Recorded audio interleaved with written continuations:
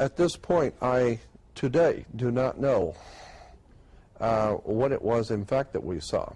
But when we got back to the hotel, the motel that night, Paul said that he, about a half hour, 45 minutes, something like that, after he fell asleep, he woke up totally awake, and something picked him up, actually picked him up and set him up in bed, involuntarily.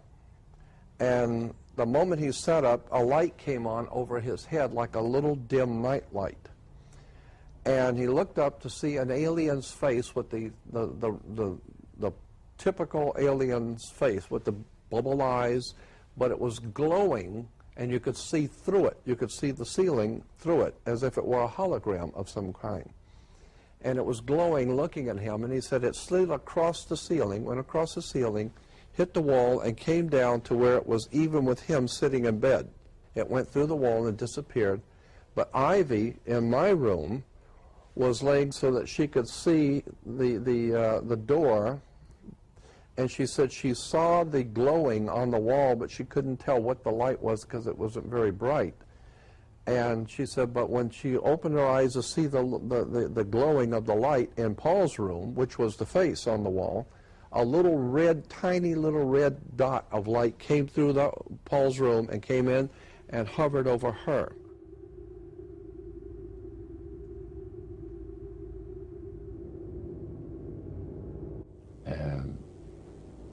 The band leader says, how long have you fellows been involved with sorcery?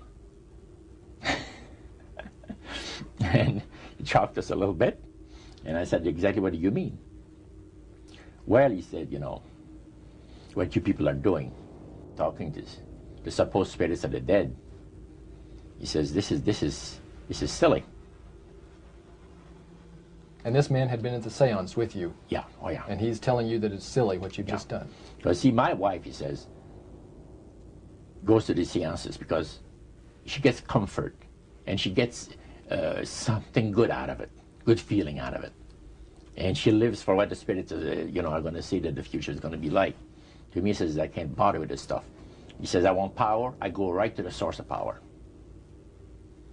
And he says, how do you think that I became famous the way that I am?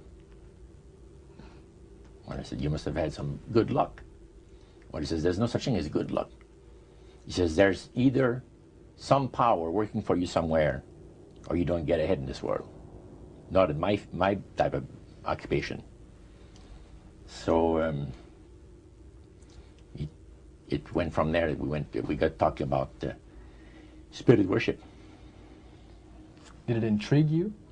Or did it make you want to find out more about what exactly he was talking about? Yeah. So he said the supposed spirits of the dead that you're talking with are demon spirits. They're fallen angels.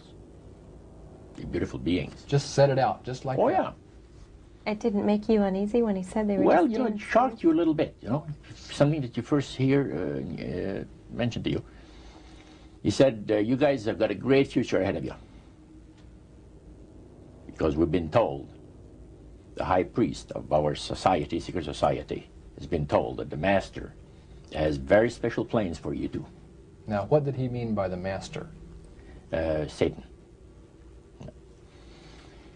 And we were interested to hear more about it. And he told us, he says, look, we worship spirits. We worship Lucifer and all his angels. They're just as beautiful as they did before they were cast out of heaven. He says there was a misunderstanding in the whole thing. He says among the inhabitants of the galaxies. And he says our master was misunderstood. Your friend, George, took you and Roland to this mansion where people worshipped the demons. Mm-hmm. What was it like there? What kind of people were there? Well, it was a big surprise for me, as I kind of made up in my mind an idea that they were going to be rough-looking characters. But as we entered the place, I was amazed to see that they were all very well-dressed, well-mannered, and that a lot of the people, as we were being introduced to people, were professionals, doctors, attorneys, a lot of business people. And see what they had? They had a praise session to the gods, which is the spirit counselors, which are in charge of legions of spirits. See what they had? They had a praise session to the gods, which is the spirit counselors, which are in charge of legions of spirits. Wow. Great son of all mortal wisdom, owl of Bohemia, we beseech thee, grant us thy counsel. So how did you feel when you walked into that room? I felt that these people had power, and they had a lot of it. Did that attract you? Yes and no. You had mixed feelings I about had it. mixed feelings about it. Yeah. Because to a certain extent, things looked so good and sounded so good to us. People believe that the dead have entered into a higher state of existence than they had when they were alive. Also that they are in a position and have the capacity to help the living here on earth. See? And you take, for instance, like Loretta Lynn. She says on national television, and I have the data on it, that I heard it myself. She said that she was made successful in her singing career by a dear friend of hers that was the same age as she, and died when she was 18 years of age. And Loretta was trying to get into the singing world, you know, but she says, I had no success at all. Until one night I was sitting in bed reading a book. And she says, who walks right through the wall with my friend, the spirit of my friend? And she says, Loretta, I'm going to make you a very famous person in singing Western country music, and I will be with you all the time. Trust me. Now, the priest explained that when people believe in this business, they are actually opening themselves to be completely deceived by demon spirits, because it gives the demon spirits an opportunity to impersonate the dead.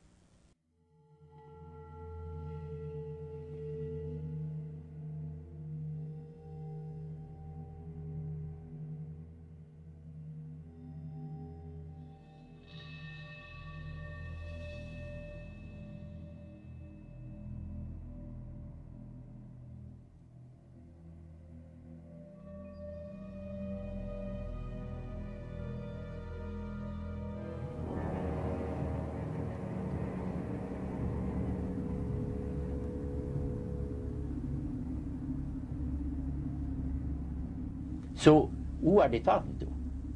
He says, the friendly demon spirits that have always found over the centuries great delight in impersonating apparitions, departed loved ones, and persons of great renown.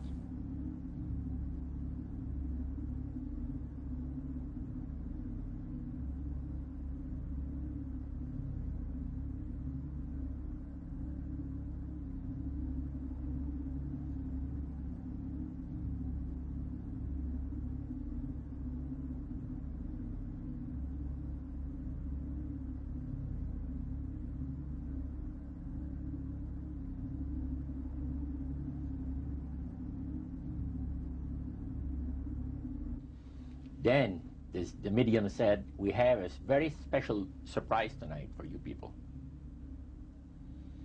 A spirit will manifest itself openly here in a few minutes.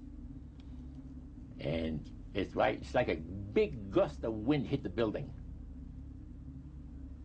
and right through the wall. And that translucent being seemed to come right out of the wall. How did you feel right at that moment? It's almost like my heart stopped a little bit, you know, very weird feeling. It was a lady in a beautiful evening gown, swirling. And she said to Mary, my dear sister, you are so wonderful to have asked for me. And Mary fainted and fell right off her chair on the floor. And a couple of guys jumped up and picked her up, and spirit gone. And that was the beginning of it. That's how you got into it. Yeah, that's the way we got into it. After a while, you see, There's something interesting about the human mind. You can adjust an awful lot of stuff. You can adjust to a lot of things that would terrify you to begin with. After a while, they become common and ordinary. So you mean contact with the supernatural can become commonplace and ordinary and doesn't bother anybody? Yeah. In other words, the more that you do it, you're not uncomfortable. That's it's right. just not an uneasy feeling.